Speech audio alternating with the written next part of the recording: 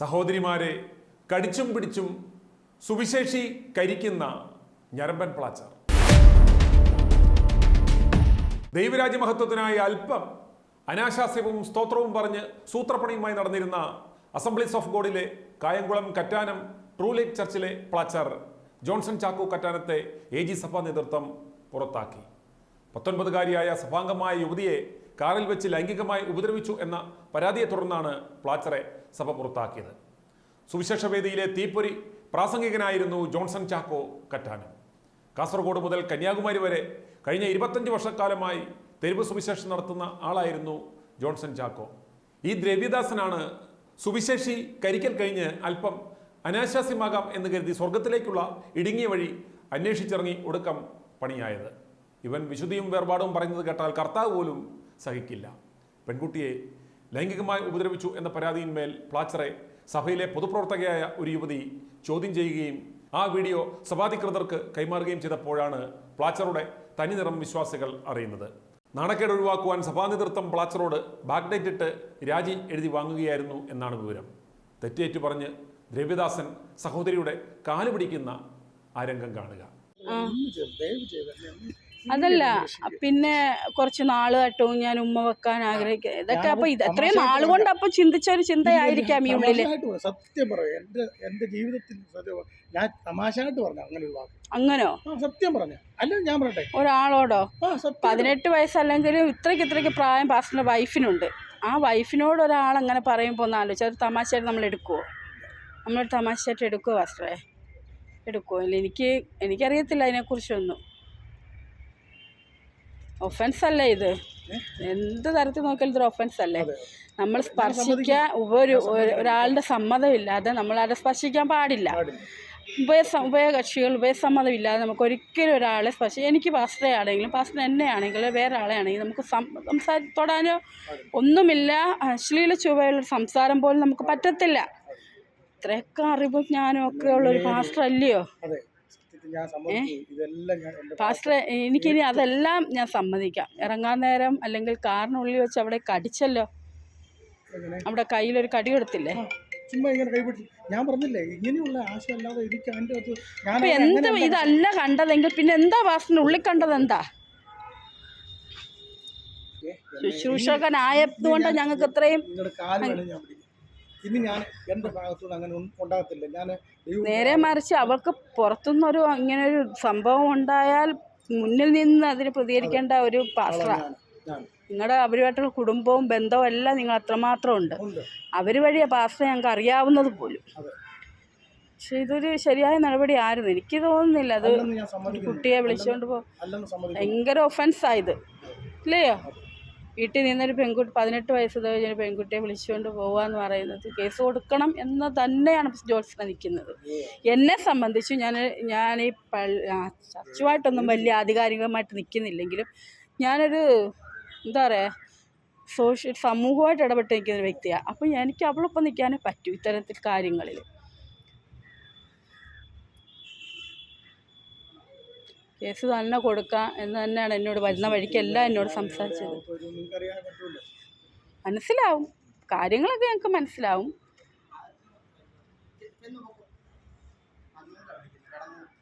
ഇനി ഈ വിവരം ചോദിച്ചറിയുവാൻ ഞങ്ങൾ ജോൺസൺ ചാക്കോയെ വിളിച്ചപ്പോൾ പ്രതികരിച്ചില്ല. എന്നാൽ ഒരു പ്രോഗ്രാമുണ്ട് എന്ന് പറഞ്ഞ് വിളിച്ചപ്പോൾ പ്ലാച്ചർ ചാടി വീണു പ്രതികരിച്ചത് കേൾക്കുക. പ്രൈസ് ദി ലോർഡ് പാസ്റ്ററെ. ജോൺസൺ ഞാൻ മാത്യുവാ. അർജന്റാ. പ്രോഗ്രാമിന്റെ കാര്യം പറയാൻ വേണ്ടിയായിരുന്നു തിരുവനന്തപുരത്തെ. നമുക്ക് ഇവിടെ ഒരു സുശേഷ ഒരു യോഗം ഉണ്ടായിരുന്നേ അടുത്ത വരുന്ന ഈ ഞായറാഴ്ച, അതിന്റെ അടുത്ത ഞായറാഴ്ച വൈകിട്ട് 6 തൊട്ട് 9 വരെ. അന്നേരം വരാൻ പറ്റുമോ എന്നറിയാൻ വേണ്ടിയായിരുന്നു. എന്റെ പേര് മാത്യു. നമ്മുടെ മറ്റേ ചെങ്കൽച്ചൂള ഇല്ലേ? ചെങ്കൽച്ചൂള അതിന്റെ അടുത്ത് നമ്മളൊരു സ്റ്റേജ് നമ്മൾ ഒന്ന് കിട്ടുന്നുണ്ട്. എന്തോ പരസ്യയോഗം ഒരു 10-200 പേര് വരും.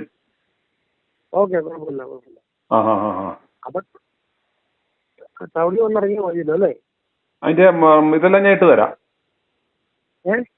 അതിന്റെ ലൊക്കേഷനെ അത് കുഴപ്പമില്ല, അത് കുഴപ്പമില്ല. ലൊക്കേഷനൊക്കെ ഞാൻ ഇട്ട് തരാം. പിന്നെ ഞാൻ ബന്ധപ്പെടുകയും ചെയ്തോളാം. എന്നിട്ട് നമുക്ക് എങ്ങനെയാ അതിന്റെ അന്നേരം ഒരു ഇത് കാര്യം എങ്ങനെയാണ് എന്താ സിസ്റ്റമായിട്ട് പറഞ്ഞോ?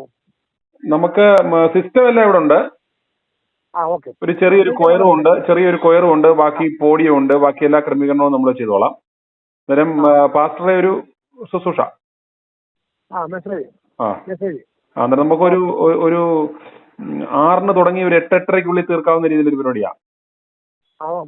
അത് നിങ്ങൾ ടൈമിന്റെ അനുസരിച്ച് ചെയ്താൽ മതി. എന്തോ എന്നാലും ഒരു ഏകദേശം നമുക്ക്, കാരണം അറിയാലോ നമ്മൾ ഒരു ചെറിയ കൂട്ടായ്മയാണ്, അന്നേരം നമുക്ക് ഒരു കാര്യങ്ങളൊക്കെ ഒന്ന് ആസൂത്രണം ചെയ്യണല്ലേ. ഒരു എന്നാലും നമ്മൾ അത്രയും ദൂരം നിന്ന് വരുന്നതല്ലേ, കറ്റാനത്തിൽ നിന്നല്ലേ വരുന്നത്? അതെ അതെ അതെ അതെ. അന്നേരം അവിടുന്ന് വണ്ടിക്കാണോ വരുന്നത് അതോ എങ്ങനെയാ വരുന്നത്?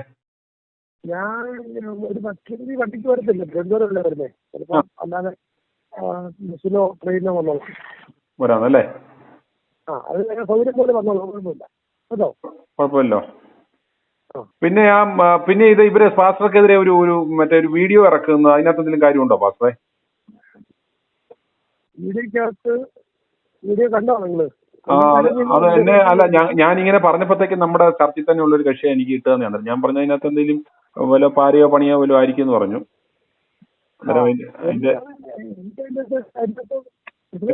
അതിനകത്തൊരു പൊളിറ്റിക്കൽ പ്രശ്നങ്ങളാ പത്തില്.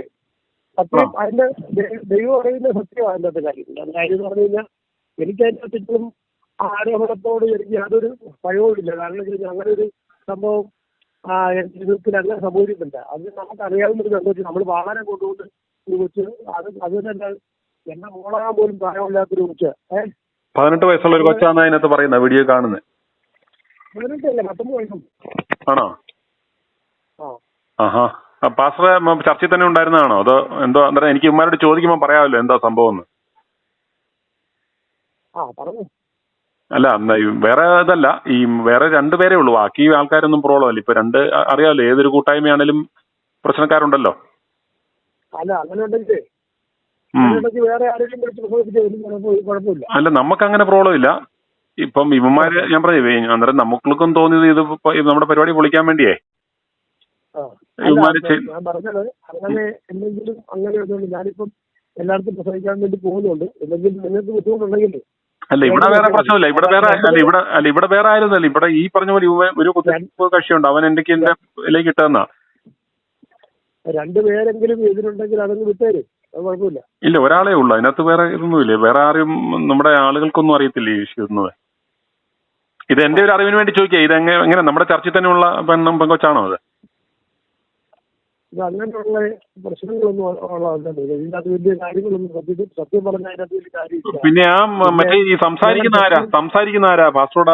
മറ്റേ വീഡിയോ സംസാരിക്കുന്ന ആരാ? ഇവരുടെ കൊച്ചിന്റെ തള്ളവല്ലോ. ഞാൻ പറഞ്ഞില്ല, ഇവിടെ കൊണ്ടുവന്ന് കൂട്ടാരായി കൊടുക്കും. പൈസയ്ക്ക് വേണ്ടിയുള്ള ഒരു ഇടപാടായിരുന്നു നടത്തിക്കൊണ്ടിരുന്നത്. എങ്ങനെ?